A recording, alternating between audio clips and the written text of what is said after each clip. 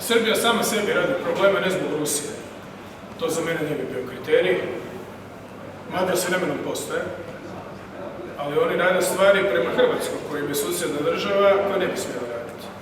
Jer kao što je rekao neki dan jedan od Vučićevih trbuhozboraca, reagirajući na neku moju izjavu umjesto Vučića, dakle to je Vučićev, to su Vučićeve riječi i to je njegov riječnik koji koristi u Srbiji, ali za van ima filtere.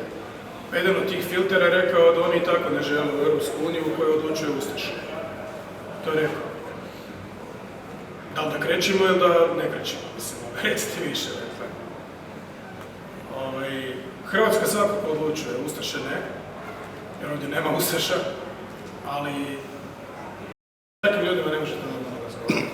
Tako da sami si rade probleme i sami su kolektivno u političkom smislu kao zajednica u onom stanju od kojeg je uvijek strijepio Adenauer za njemačku naciju, a to je na rubu nervnog sloma u političkom smislu. Dakle, zadnjih 20 godina srpske politike prema van je rub nervnog sloma. Ne želje na rubu nervnog sloma. Politička nacija na rubu nervnog sloma. Velika, nadprosječna količina talentiranih, kreativnih i zanimljivih ljudi, Srbija tog ima možda više nego itko. I katastrofalan političko-upravljački sustav. Prema tome, kako očekuješ da ti pomogne netko kome kažeš da je Ustaša?